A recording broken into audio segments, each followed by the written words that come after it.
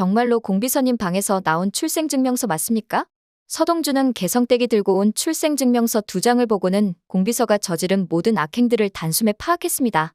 오늘은 대상가의 공비서가 친딸을 바꿔치기 한 증거를 개성댁이 발견하게 되고 공비서는 천벌을 받게 된다는 내용을 이야기해보려 합니다. 개성댁, 공비서님 방은 청소하지 말라니까. 도셰프는 공비서 방을 청소하겠다고 기웃거리는 개성댁을 보고 그러지 말라고 말렸죠. 그동안 공비서는 집안 사람들 모두에게 자기 방은 절대로 들어와서는 안 된다면서 청소도 못하게 하고 있었습니다. 하지만 고집 있는 개성댁이 성질을 부리며 말하길 도셰프, 왜 공비서님 방만 청소를 못하는지 평소 이상하다고 생각하지 않았어요? 대상가 집에서 대상가 회장님, 사장님 방까지 한 개의 방도 빠짐없이 모두 다 청소하는데 왜 뜬금없이 공비서님 방만 성역으로 남아있냐고요? 나는 이게 공평하지 않다고 생각해요. 청소를 하려면 모든 방을 남김없이 청소해야죠. 그리고 저렇게 한 방만 청소를 안 하면 그 방에는 벌레가 생기고 그 벌레가 집안에 번지고 그렇게 벌레 들끓는 집이 되는 건 순간이라고요? 내가 오늘은 무슨 일이 있어도 공비서님 방을 반드시 내 손으로 청소하고야 말겠어요. 개성댁은 도셰프가 간절히 말리는데도 고집을 버리지 못하고 공비서의 방에 들어갔고 방구석까지 샅샅이 청소하고 있었습니다. 개성댁은 공비서의 침대 옆 탁자에 차덕희와 공비서 이렇게 단둘이서만 다정하게 찍은 사진이 놓여있는 것을 보고는 참 이상하다고 여기며 말하길, 아니 근데 공비서님도 참 특이하다야. 사모님이랑 친하게 지내는 건 알고 있었지만 무슨 딸이라도 되는 것처럼 둘이 다정히 손잡고 이렇게 사진까지 찍고 그걸 또 액자에 넣어놓고 누가 보면 무슨 모녀 관계라도 되는 줄 알겠어. 개성댁은 고개를 갸우뚱하며 액자에 먼지를 털다가 액자가 본래 크기보다 무게도 많이 나가고 사진 뒤쪽에 무언가가 감추어져 있는 것처럼 액자의 두께가 두꺼워진 것을 발견했어요. 호기심이 많아서 궁금한 건 못 참는 개성댁은 공비서에게 바로 전화를 걸었죠. 그리고 공비서에게 직접 물어보려다가 왠지 물어봤자 솔직하게 대답해 줄 것 같지 않아 애둘러 다른 말을 하며 화제를 전환했습니다. 공비서님, 오늘 몇 시에 오시나요? 공비서님 좋아하시는 비빔국수나 해드려고요. 공비서는 처음에는 아무런 의심 없이 2~3시간 있다가 들어간다고 말했다가 왠지 이상한 촉이 발동이 되어서 밖에서 하던 일을 만사 제쳐두고 대상가로 서둘러 돌아오기 시작했습니다. 하지만 아무것도 모르는 개성댁은 공비서가 돌아온다는 사실도 모른 채 액자 뒤를 열어버리고 말았죠. 그리고 그 안에는 웬 출생증명서가 있었으니 개성댁이 증명서를 펴보던 찰나 공비서의 방문이 쾅하고 열렸습니다.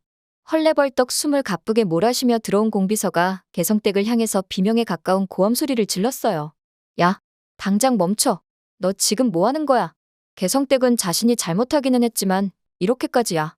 야, 욕을 먹을 일인가 싶어서 억울해하면서 말하길, 아니 공비서님, 저는 그냥 벌레 생길까봐 청소 좀 하려고 들어왔다가 액자가 너무 뚱뚱하길래 이상해서 액자 안을 들여다본 것뿐이에요. 벌레 생길까봐 걱정돼서 청소해주려는 건데 왜 이렇게 성질을 내고 그러세요? 그리고 결혼도 안 한 공비서님이 웬 출생증명서를 보관하고 있고 게다가 보시다시피 산모 이름이 공비서님이라 공비서님이 언제 결혼하고 애까지 가지셨지?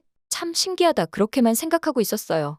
공비서는 이미 개성댁이 출생증명서 내용까지 다 읽었다는 것을 확인하고 분노하며 공비서에게 이 비밀은 무덤까지 가져가라고 말했지만 화가 난 개성댁이 오히려 역정을 내며 말하길, 공비서님, 그거는 불가능해요. 차라리 그냥 이 자리에 제 무덤을 파세요. 어떻게 사람이 산 입을 가지고 속에 있는 말도 못하고 살겠습니까? 지는 뚫린 입이라 그리는 못 삽니다.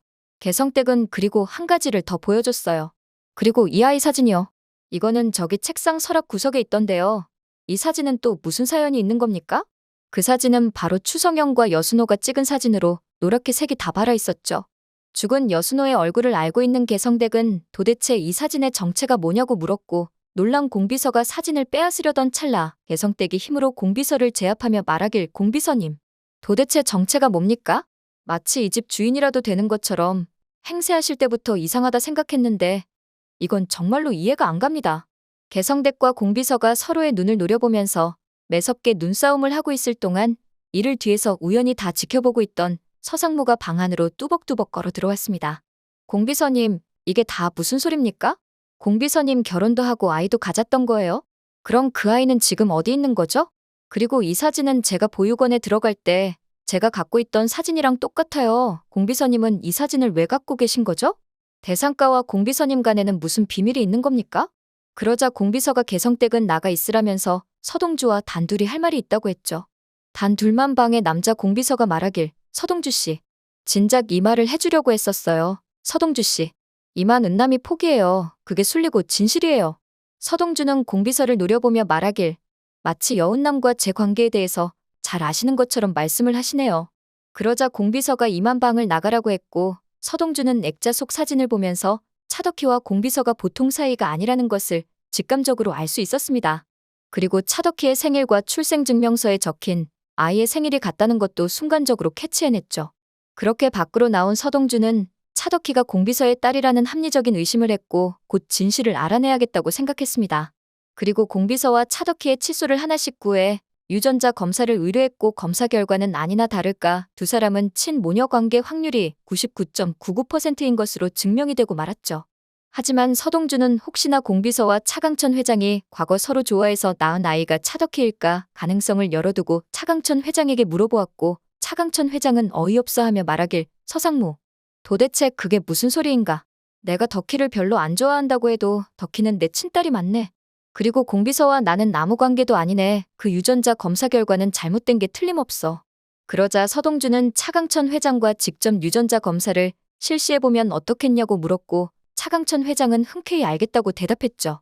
하지만 결과는 부녀 관계가 일치하지 않는다였으니 차강천 회장은 절망하고 말았습니다.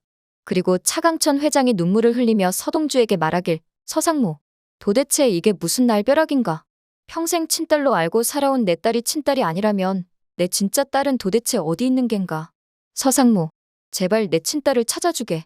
그렇게 서동주는 울고 있는 차강천을 위해 친딸을 찾아드리겠다고 결심을 했고 허일도와 여순호 추성현 그리고 웬 여인과 함께 찍은 그 미스터리한 사진 속 주인공인 강성을 찾아가 자초지종을 묻기로 하였습니다. 서동주는 왜 그 사진을 자기와 공비서가 갖고 있는지 그 이유를 알고 싶어 했죠. 그렇게 강성은 자기 발로 찾아온 서동주를 보고 과거 있었던 진실을 낱낱이 말해주기 시작했어요. 강성은 그 자리에서 흐느껴 울며 말하길, 이 아이가 바로 서상무님이었다고요? 어떻게 세상에 이런 일이 있을 수 있습니까? 그동안 성현이가 죽은 줄 알고 있었습니다. 성현이를 그렇게나 예뻐하던 순호도 성현이 엄마와 같이 죽어버리고 성현이마저 같이 죽은 줄 알았습니다. 서동주는 강성의 손을 잡고 물었어요. 저희 엄마를 알고 계십니까? 저희 엄마는 어떤 분이셨죠? 제 아버지는 도대체 누구십니까? 그러자 강성이 울면서 말을 했어요. 서상무님 아버지는 정말 훌륭한 분이었어요. 우리 대학과 대표이자 민주화 운동을 앞장서서 한 리더십 넘치고 총명한 친구였지요.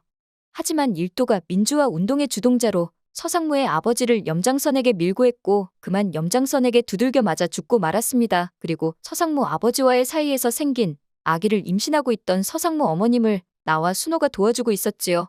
하지만 덕희 남편인 순호는 우연히 덕희를 출산한 산부인과 선생님으로부터 차덕희가 차강천 회장의 진짜 딸이 아니라 바꿔치기 된 딸이고 진짜 딸은 바로 사진 속 서상무님의 어머니라는 걸 듣게 됐어요. 깊은 고민에 빠진 여순호는 그 사실을 차강천 회장에게 말할까 말까 고민하다가 아무런 증거 없이 말해봤자 믿지 않아줄 거라 생각해 산부인과 의사를 찾기로 했죠. 여순호는 지방병원에 근무하고 있는 산부인과 의사를 데리러 가는 길에 그만 교통사고를 당했고 그 자리에서 즉사를 하고 말았어요. 그때만 해도 유전자 검사 같은 게 발달하지 않은 시대였기 때문에 그 산부인과 의사 선생님만이 유일한 증인이었고 여순호는 그런 그를 데리고 오려던 길에 차덕희와 공비서에 의해 죽임을 당한 것이었죠. 이야기를 듣고 너무 놀란 서동주는 그날부터 여순호가 사고 난 곳 근처에 있는 산부인과를 모두 낱낱이 뒤지기 시작했습니다. 그리고 그곳에서 공비서로부터 거액을 받고 아이를 바꿔치기 했던 산부인과 의사를 찾아냈고 차강천 회장 앞에 데리고 왔죠. 산부인과 의사가 울면서 흐느끼며 말하길, 죄송합니다. 그때 의료사고가 나서 거액의 의료 소송비가 필요했습니다. 그래서 사람으로서 해서는 안 될 짓을 했습니다. 그 죗값을 치르고자 그 뒤로 사람이 거의 없는 지방병원에 내려와 혼자 살며 늘 지난 날을 반성하고 있었습니다. 용서해 주십시오, 회장님. 그때 서재 안으로 들어온 공비서는 산부인과 의사의 얼굴을 바로 알아봤고 자신의 모든 죄가 들통났다는 생각에 그만 얼굴을 들 수가 없었습니다. 공비서는 그 자리에서 무릎을 꿇었습니다. 회장님, 용서해 주십시오. 하지만 차강천 회장은 용서할 생각이 없었어요. 공비서 때문에 부모님 얼굴도 모르고 살다가 하늘나라로 간 친딸만 생각날 뿐이었죠. 차강천 회장은 그 자리에서 옷 한 벌 없이 공비서와 차덕희를 내쫓았습니다. 그렇게 두 사람은 노숙자가 되어서 서울역을 배회하게 되었습니다.